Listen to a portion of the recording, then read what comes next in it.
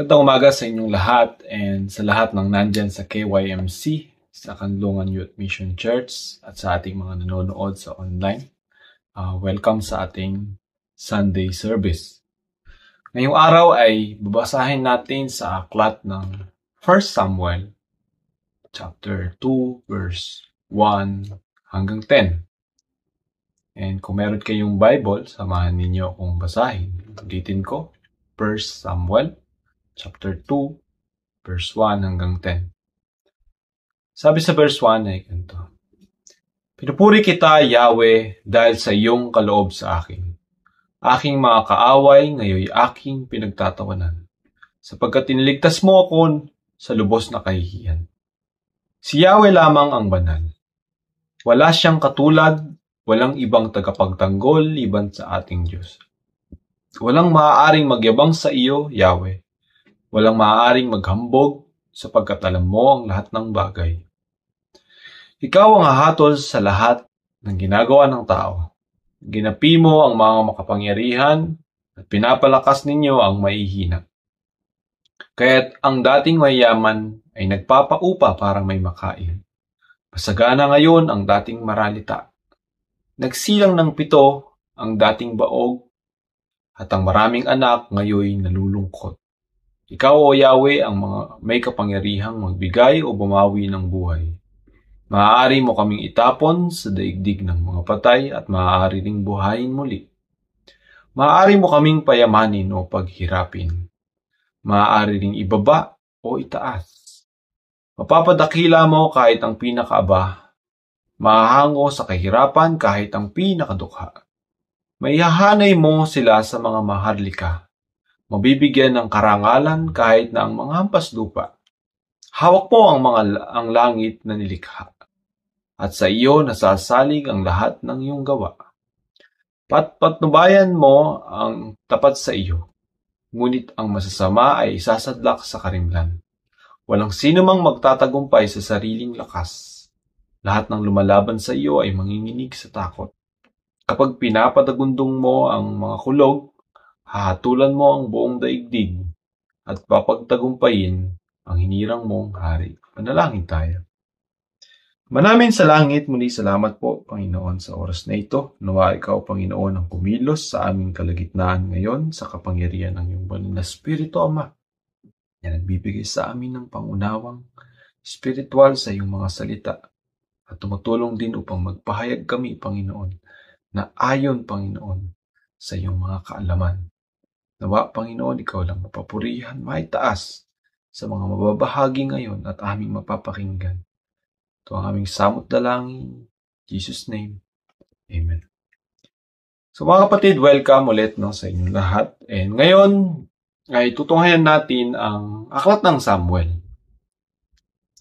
Ang topic natin ngayon ay pinamagatan ko na They Asked for a King. Diba? Sila'y naghingi sa Diyos ng hari. Ang bayan ng Israel ay naghingi ng hari kay Yahweh. So nice kung subaybayan ninyo yung mga matatapik natin na ito. Sa mga susunod sigurong araw hanggang makita natin ng lubos kung ano yung kakahantungan ng bayan ng Israel sa mga susunod na panahon o sa mga panahon na ito na dadaan sa kanila dahil sa isang bagay na hiningi nila sa Diyos, yung magkaroon sila ng sarili nilang hari. So nice kong iwan yung mga tanong na ito. Gaano kasakit ang makitang hindi ka itinuring na hari ng mga taong minahal mo ng lubos? Gaya ng sakit na ang magulang ay pagkaitan ng pagmamahal ng kanyang mga anak na malalaki na. O gaya ng lungkot ng pangungulila ng isang inang hindi nagbubunga ng anak at naninanais niyang magkaroon. So, nais kong ibigay sa inyo ang kwento ni Hana sa aklat ng 1 Samuel chapter 1. So, si Elkanah, ito yung asawa ni Hana. Si Elkanah ay may dalawang asawa. Galing siya sa lahi ni Ephraim. Ang pangalan ng kanyang unang asawa ay Penina at ang pangalawa naman ay Hana. Taon-taon, namimighati at nalulungkot si Hana dahil nga hindi siya nagkakaroon ng anak. Matagal na silang mag-asawa and araw-araw din nakikita niya na itong isang asawa ni Elkanah, na kanilang asawa, ay meron silang anak. So, mas malungkot isipin dahil mas nagagampanan nung isa yung pagiging ina dahil napapakita doon dahil siya may anak. Pero dahil mas na mahal ni Elkanah itong si Hana na hindi nagkakaanak, nagkakaroon din naman ng inggit itong isang asawa, kaya naman dahil doon lalo niyang kinukutya sa pagiging baog itong isang asawa ni Elkanah na si Hana. So itong papakinggan natin ngayon ay tungkol sa istorya ni Hana. So itong si Hana ay yun nga, lubos ang kalungkutan, di ba? Kapag hindi magkaanak yung isang tao, totoo naman, may lungkot na minsan hindi mo maalis or madalas hindi mo maalis sa iyong nararamdaman, di ba? Parang bagay na hindi dumarating sa inyo, pero matagal mo nang gustong magkaroon, pero hindi dumarating. Kasabay pa niyan, siyempre dahil sa panahon ng Israel, kapag hindi ka magkaanak, pati yung mga tao sa paligid mo ay iniisip, di ba? Iniisip paano ka naging ina, paano ka magiging ina kung hindi ka magkakaroon ng anak. And patuloy kang maiinggit sa ibang tao na may anak. So, yun yung pagdadalamhati ni Hana, yung lungkot na nararamdaman niya sa kanyang puso ay sobrang tindi dahil nga hindi siya nagkakaroon ng anak. So, sabi sa 1 Samuel chapter 1 verse 10 to 11, nanalangin si Hana kay Yahweh. Ibinigay niya lahat yung kanyang luha, ibinigay niya lahat yung kanyang prayer para maganap yung kanyang hinihiling sa kanyang buhay na magkaroon ng anak. Lubos siyang lumuluha. Nung panahon na yon sa templo, ang pinakapari ay si Eli. Nakita niya itong si Hana na umiiyak ng lubos, napagkamalan niya pang lasing dahil nagsasalita na ito na parang walang boses. Parang nagsasabi-sabi habang nananalangin. Pero todo yung luha ni Hana sa pag-iyak kay Yahweh para magkaroon ng anak. So sa 1 Samuel chapter 1 verse 10 to 11, sabi ni Hana, buong pait na lumuluha si Hana at taimtim na nananalangin kay Yahweh. Ganito ang kanyang panalangin. Yahweh, Diyos na makapangyarihan sa lahat, kung papakinggan ninyo ang inyong abang lingkod at inyo pong kahahabagan, kung hindi ninyo ako pababayaan, sa halip ay pagkalooban ng isang anak na lalaki. Ihahandog ko siya sa inyo at habang buhay na siya'y nakalaan sa inyo. So dito makikita natin kung paano ka-desperate si Hana. At kapag siya ay nagkaroon ng anak, ipinangako niya kay Yahweh na maglilingkod ang batang ito kay Yahweh habang buhay. So nilaan niya itong anak na ito para kay Yahweh. Diba? So dininig nga ni Yahweh yung panalangin ni Hana at lubos naman yung ligaya na nagkaroon si Hana nang lumabas yung kanyang anak. So parang syempre, diba, parang ang tagal mong hinintay and ngayon nagkaroon ka na ng anak. Yung tuwa na nagkaroon si Hana na makita yung anak na binigay ni Yahweh sa kanya. Diba? Yung pinakamatinding kasiyahan at pinakamatinding ligaya na naranasan niya sa kanyang buhay. Kaya naman sa mga sumunod na parte ng istorya, noong time na bata pa yung kanyang anak, pinangalanan niya itong si Samuel. Noong time na bata pa si Samuel, hindi pa niya pwedeng hinintay niya yung edad na pwede niya nang ihandog si Samuel kay Yahweh, at nang lumaki ito, dinala niya nga ito sa templo at ibinigay ng lubos kay Yahweh. At simula noon, nung bata si Samuel, ay naging lingkod na siya sa loob ng templo ng Panginoon. Naglingkod siya at hinihandog yung kanyang sarili. At kung makikilala nga natin kung sino si Samuel yung propeta na nag-anoint kay King Saul at nag-anoint kay King David. So yan si Samuel, di ba? Naging propeta siya ng Diyos hanggang buong buhay niya, hanggang sa kamatayan ay naging anak siya ng Diyos bilang propeta ni Yahweh. So yun yung kwento ni Hannah ng kalungkutan, panalangin, at kaligayahan pagkatapos dumating sa kanya yung kanyang anak. So ano yung nais kong patukuyin dito? Itong mga topic natin ngayon ay simula lamang ng mga bagay na gusto kong makapakinggan ninyo at makita ninyo sa panahon ng mga Israelita, mga bagay na nangyari. Hindi dahil sa mga Israelita, hindi dahil ang mga Israelita yung gusto kong makita ninyo, kundi yung kalooban ni Yahweh, yung kalooban ng Diyos yung nasa puso niya. So dito, yung kalungkutan ni Hannah ay naglalarawan ng kalungkutan mismo ng Diyos. Dahil kung mababasa ninyo yung 1 Samuel chapter 1, sabi dito, hindi pinahintulutan ni Yahweh na magkahanak si Hannah. Hindi pa pinahintulutan. Yung kalungkutan na nakita kay Hannah at that time is reflection ng kalungkutan na meron si Yahweh sa mga Israelita. Diba? Matagal niyang hinihintay na ang mga Israelita ay maging bayan niya ng lubos.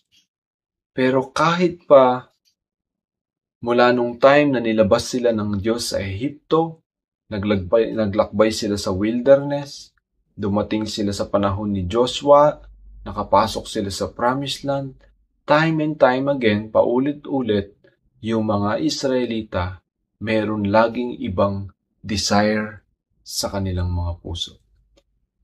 Hindi nila tinuring na Diyos yung kanilang Diyos, or na parang mga anak na hindi tinuring na ama yung kanilang ama, o magulang yung kanilang magulang. Kaya nga sabi ko kanina sa tanong ko, gaano kasakit makitang hindi ka ituring na hari ng mga taong minahal mo ng lubos.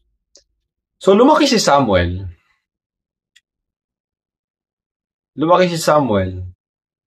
and then nagpatuloy na walang hari sa bayan ng Israel.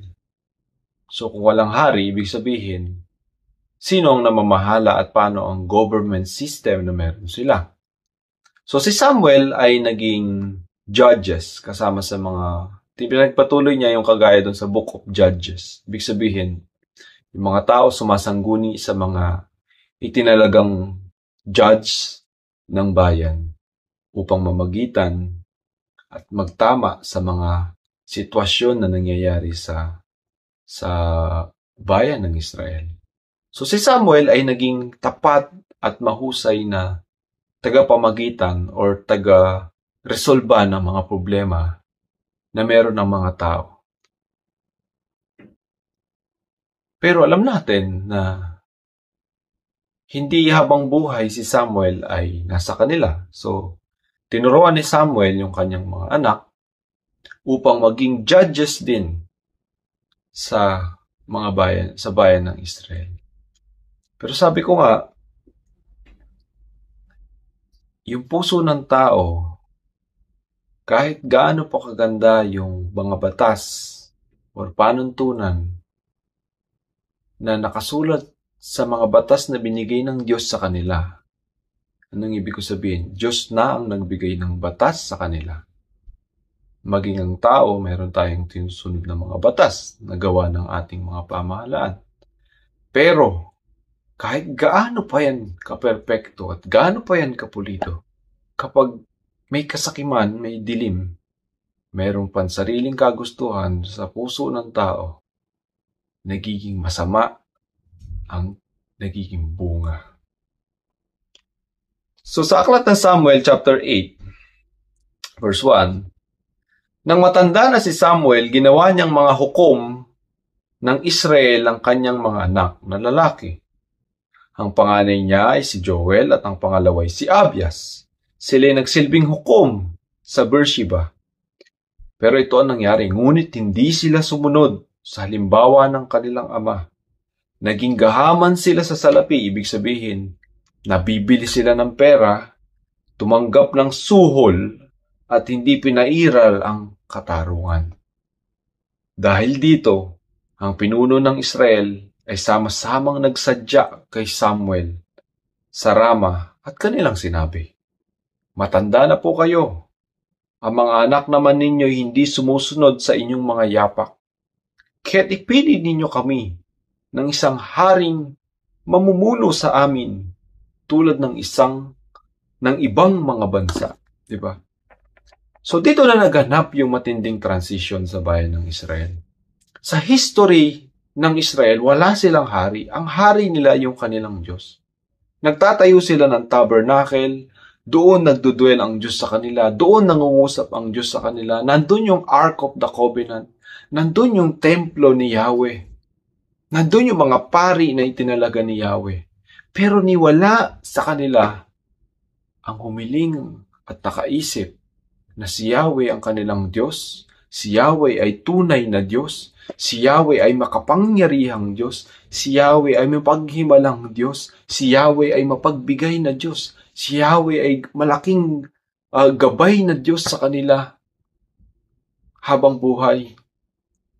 Sa mga henerasyon na nagdaan, naging gabay ang Diyos sa kanila. Si Yahweh ay hari sa kanila. Sabihin na nating iyong mga anak ni Samuel ay hindi naging mga mabuting hukom. Pero yung maghanap ka ng ibang hari is ibang usapan naman yun. Di ba? Pwede naman may dumulog sa kanila kay Yahweh at gamitin ni Yahweh upang maging hukom sa kanila kagaya ni Samuel. Pero bakit hari? Kaya kung mapapakinggan ninyo ito, sabi nung isa, kaya ipili ninyo kami ng isang haring mamumuno sa amin tulad ng ibang mga bansa. So pakinggan ninyo mga kapatid na nandyan.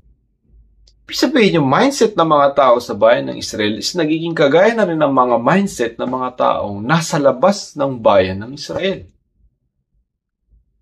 Kung nakikita nila yung ibang bansa may hari, ang paningin nila, magiging matatag yung bansa nila kapag nagkaroon sila ng sarili nilang hari. Ibig sabihin, hindi yung gabay ng Diyos yung tinignan nilang pattern ng kanilang bansa. Ang tinignan nila yung magkaroon ng hari or pattern ng ibang bayan na sa tingin nila mas mabuti.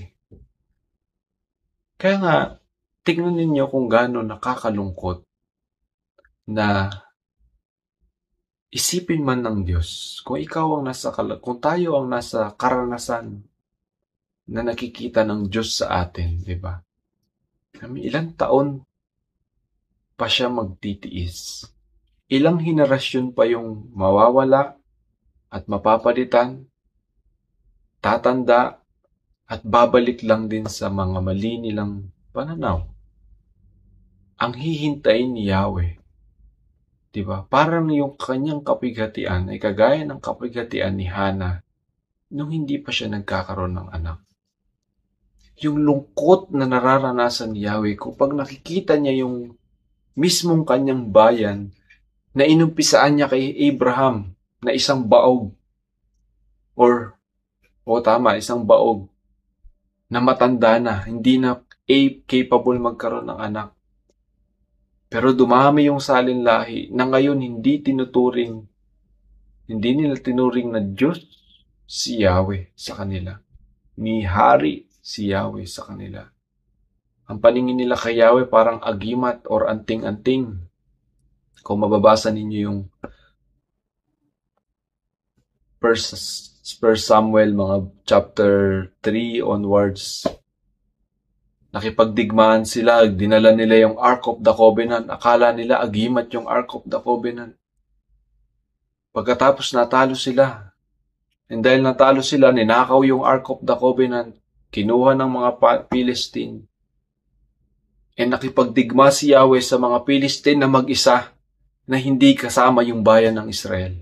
Tinalo niya yung mga lahat ng bayan ng mga Philistine. Kung saan man mapunta yung Ark of the Covenant, nagkakaroon ng peste, nagkakaroon ng matinding disaster or dilubyo. Tinalo niya yung mga Philistine na siya lang mag-isa, na hindi kasama yung bayan ng Israel. Pero itong bayan ng Israel, tinuring siyang parang agimat, tinuring siyang parang mahimalang Diyos na parang mapapasunod nila sa kung paano nila gustuhin.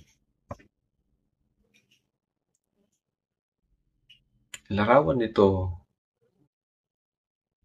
nating mga tao. Yun yung gusto kong ipakita dito. Nilalarawan nito kung gaano tayo karaming ninanais na nagbibigay kasakiman sa atin. Hindi natatapos. Ang dami nating hinahangan. And karamihan naman dyan, wala ang Diyos, di ba? Wala ang Diyos dyan. Kaano pa magtatagal na hintayin tayo ni Yahweh? Wala ang Diyos doon, di ba? Tignan ninyo mabuti. Akala ng Israel nandun si Yahweh sa mga gusto nila. Akala ng Israel, parte pa rin si Yahweh ng mga desires nila, even yung magkaroon ng hari. But take note, binigay ni Lord sa kanila yung gusto nila. Sabi dito, nalungkot si Samuel dahil sa kahilingan ng mga tao, kaya't nanalangin siya kay Yahweh. Sinabi naman sa kanya ni Yahweh, sundin mong lahat ang sinasabi nila sapagkat hindi ikaw, kundi ako ang itinatakwin nila bilang hari nila. At ang ginawa nga nila sa iyo ngayon ay ginawa na nila sa akin mula pa nang ilabas ko sila sa Ehipto.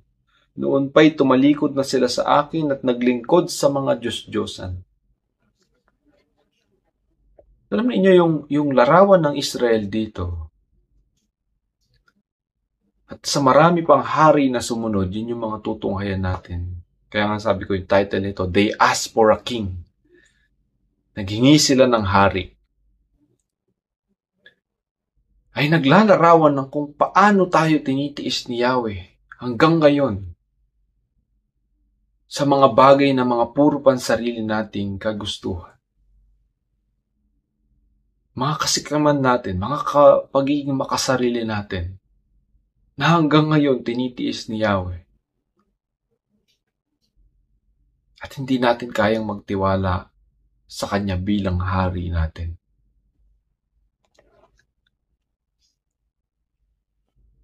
May dalawang bagay na kaakibat yung pagkakaroon ng hari. Ano yung mga ito? Una, pangalagaan yung bayan bilang hari. Pangalawa, pangalagaan yung hari ng bayan. Diba? So kung magtatalaga sila ng hari, merong requirements. Hindi pwedeng maglagay ka ng hari dyan, tapos bahala na siya mag-produce ng pera, bahala na siya mag-produce ng mandirigma, bahala na siya mag-produce ng lupain, ng yaman ng bansa. Hindi pwede. So kailangan, yung hari merong authority, kagaya ng Diyos, na meron ng authority kahit hindi pa yan ibigay ng tao. Dito, pumasok yung mas marami pang batas. Naglagay ka ng hari eh. Ibig sabihin, naglagay ka ng government na mamumuno sa'yo. Even sa panahon ngayon, yan naman ang sinusunod ng lahat ng bansa. May kanya-kanya tayong government. Or It's equivalent to so-called kingdom. So, naglagay ka ng hari, maglagay ka ng pamahalaan ng hari. Maglagay ka ng prime minister, maglagay ka ng mga tagapagluto, maglagay ka ng kastilyo, maglagay ka ng mga kakawal. Kukunin mo yan kung saan-saan. At wala silang magagawa dahil nililing nila yun sa Diyos. So may karapatan na yung hari agawin yung kanilang mga lupa para maging sa kanya at ipamana niya sa mga taong maglilingkod sa kanya, sa kaharian niya, sa kastilyo. Manguha siya ng mga alipin, gawin niyang alipin yung ibang mga tao. Wala silang magagawa kundi sundin nila yon.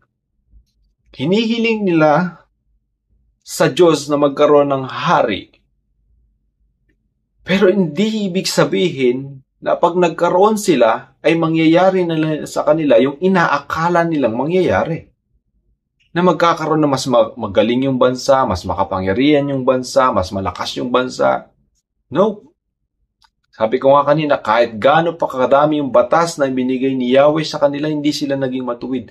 Kahit gaano pa kadami yung batas na ilagay ng hari sa kanila, hindi sila magiging matuwid. Meron at merong kasakiman sa puso ng tao na nagpaparumi ng kanyang kaisipan. Maging yung mismong hari na uupo ay hindi magiging perpekto sa kanila. Hindi magiging perpekto para maging maisipin yung kanyang sambayanan. Hindi magiging perpekto yung sambayanan para isipin yung kanilang hari. And neither hindi magiging effective or di magiging perpekto yung sambayanan at yung hari para sundin si Yahweh. Kaya sabi ni Yahweh sa kanila, ganito ang gagawin ninyo sa inyo ng mga magiging hari ninyo. Kukunin niya ang inyong mga anak upang gawing kanyang mga kawal, ang mga lalaki. Ang iba'y sasakay sa kanyang karwahing pandigma, ang iba'y gagawin niyang opisyal, 1,000 at 550, pagtatrabahuin sa bukirin, papagawa ng sandata at sasakyang pandigma. Kukunin ang mga pinakamagandang bukirin, ubasan, taniman ng olibo. 10 bahagi ng inyong ani ay kukunin niya sa bukid. Kukunin niya pati ang inyong mga alila, babae at lalaki, ang pinakamaganda ninyong baka, kabayo, asno upang magtrabaho para sa kanya. 10 bahagi ng iyong kawan at kayo'y gagawin niyang alipin. Sabi ni Yahweh, pagdating ng araw na iyon, irereklamo ninyo kay Yahweh ang inyong hari na kayo mismo ang pumili, ngunit hindi kayo papakinggan ni Yahweh. Hindi pinansin ng mga Israelita ang mga sinabi ni Samuel, sa halip sinabi nila, basta gusto namin magkaroon ng hari upang kami maging katulad ng ibang bansa at upang ang aming hari ang siyang mamamahala at mangunguna sa amin sa digmaan laban sa aming mga kaaway. Akala ba nila na yung kanilang hari yung nagbibigay sa kanila ng katagumpayan sa digmaan? So, ganyan yung puso ng tao, no? Diba? Kahit gaano pa kadami yung pinaliwanag ko sa inyo noon about sa batas, about sa mga bagay na meron yung batas, diba? Nanatili yung pagkakaroon natin ng pagiging suwail, yung pagkakaroon ng pagiging makasarili, kasakaiman sa puso, diba? At yung mga desire na hindi matapos-tapos, gaya nila, gusto nilang maging kagaya ng ibang bansa. Maybe nakikita nila yung ibang bansa kung gaano kamakapangyarihan, gusto nilang maging kagaya ng mga bansang yun. So, nakakalungkot isipin na matapos pakita dito ni Hana, pakita ng Diyos kay Hana yung kanyang himala, ang Diyos hindi nakamtan yung ligayang nais niyang makita sa bayan ng Israel. And kanina binasa natin, At nais ko ulit basahin ng mapakinggan ninyong mabuti yung yung awit ay panalangin na isinulat ni Hannah. Upang ma-remind tayo na ito yung Diyos na pinagkakaitan natin ng ating dahil ng ating mga sariling nais o mga kagustuhan. Ilang beses nating pinagkakaitan ng Diyos, pinagnanakawan, hindi pinapansin, ni sinasantabi, binabaliwala dahil sa mga sarili nating nais. Ito ang panalangin ni Hannah. Pinupuri kita, Yahweh, dahil sa iyong kaloob sa akin. Aking mga kaaway, ngayoy aking pinagtatawanan. Sapagkat iniligtas mo ako sa lubos na kahihiyan. Si Yahweh lamang ang banal, wala siyang katulad, walang ibang tagapagtanggol liban sa ating Diyos. Walang maaaring magyabang sa iyo, Yahweh. Walang maaaring maghambog sapagkat alam mo ang lahat ng bagay. Ikaw ang hahatol sa lahat ng ginagawa ng tao. Ginapi mo ang mga makapangyarihan at pinapalakas ang mga mahihina. Kaya't ang dating mayayaman ay nagpapaupa para makakain, masagana ngayon ang dating maralita. Nagsilang ng 7 ang dating baog, ang maraming anak ay nalulungkot. Ikaw, O Yahweh, ang may kapangyarihang magbigay o bumawi ng buhay. Maaari mo kaming itapon sa daigdig ng mga patay at maaari ring buhayin muli. Maaari mo kaming pagyamanin o paghirapin. Maaari ring ibaba o itaas. Mapapadakila mo kahit ang pinakaaba. Mahahango sa kahirapan kahit ang pinakadukha. Maihahanay mo sila sa mga maharlika. Mabibigyan ng karangalan kahit na ang mga hampas lupa.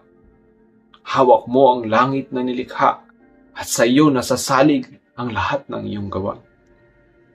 Papatnubayan mo ang tapat sa iyo, ngunit ang masama ay isasadlak sa karimlan. Walang sino mang magtatagumpay sa sariling lakas. Lahat ng lumalaban sa iyo ay manginginig sa takot.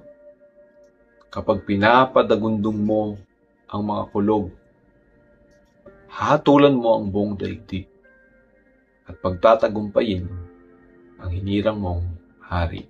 Samahan niyo akong manalangin. Manamin sa langit, muli salamat po, Panginoon, sa oras na ito. Nawa, Panginoon, ay tumimo ito sa puso ng mga nakarinig at mag-umpisang makita ka, Panginoon, sa kanilang mga buhay bilang kanilang hari, bilang mga totoong tapat na naglilingkod sa iyo, Ama, at sumasamba sa iyo, kumikilala sa iyo, lumalapit sa iyo araw-araw, hindi ka isinusuko, hindi ka isinasantabi, hindi ka binabaliwala, hindi ka ninanakawan, hindi ka iniaalay kapalit na mga bagay sa sanlibutan na walang kabuluhan. Pinaglalaanan ng panahon at oras, pinapakinggan, kinakausap, lumuluha sa harapan mo. Panginoon, patawarin mo kami sa aming mga pagkukulang. Patawarin mo kami dahil hindi ka namin nakikilalang lubos. At masyado namin kinikilala ang aming mga sariling kakayahan upang manaig sa aming mga buhay na punong-puno ng mga pangarap sa sanlibutan na pawang mga walang kabuluhan. sa harapan mo na parang nagiging hadlang upang paglingkuran ka namin, upang awitan ka namin, upang sambahin ka namin, upang manalangin kami sa iyo, lumuhod kami sa iyo sa tuwing kailangan namin ng pakikinig. Panginoon, nilayo mo kami sa mga bagay na walang kabuluhan dito sa mundo. At makita namin ang pagpapatunay mo ng iyong katapatan. Ama, patuloy ka maghari sa aming mga buhay. At sakupin, Panginoon, ang aming mga puso, ang aming mga isip, ang magugulong bagay, Panginoon, na nagbubura ng kaisipan, ng tamang kaisipan para sa iyo. Mga bagay na kaabalahan sa araw-araw, sa linggo-linggo, Panginoon, na nagpupuno sa aming isip, sa aming puso, at wala nang panahon para bigyan ka pa namin, Panginoon, ng pagkakataon na pumasok sa aming mga oras sa araw-araw. Tuluyan ka ng naisantabi, Panginoon. Kaya't patawarin mo kami, Ama. Hindi ka na namin inaalala. Hindi ka na namin hinahanap. At nawa makita namin ngayon, Panginoon, ang iyong lungkot na mula sa langit nakatingin sa amin, nag-aantay na kami magbigay pansin sa iyo. Makita namin kung paano mo kami iniingatan at hindi pinapabayaan sa araw-araw. Hindi man kami tumitingin sa langit upang tignan ka. Punong-puno kami ng kaabalahan, ng takot.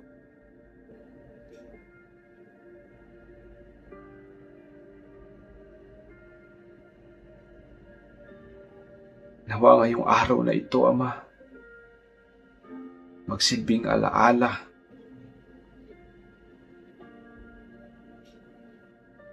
upang mag-umpisa kami, Panginoong, tumingin palagi sa iyo at lumapit palagi sa iyo.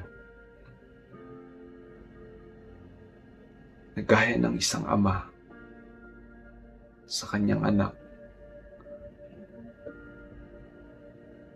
O ni Hana, Panginoon, na iniyak yung lahat sa iyo para magkaroon ng anak. O gaya ni Samuel, Panginoon, na naging tapat sa iyo. Lord, maging tunay nawa kami na mga anak mo at hindi lang sa salita na parang itinuturing ka namin